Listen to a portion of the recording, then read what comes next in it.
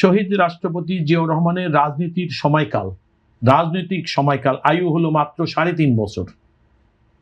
এই 3.5 বছর রাজনীতির আয়ুতে আমরা কি পেয়েছি দেখবেন আপনি।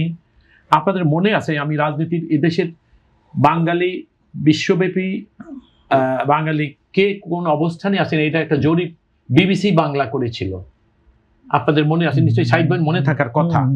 20 জন। এবং এদের অনেকগুলো কারণ নিয়ে তাদের সমাজে কার কি অবদান সেগুলোকে বিবেচনা করতে গিয়ে তার মধ্যে রাজনীতি ছিল সবচেয়ে বড় একটা বিবেচনার বিষয়।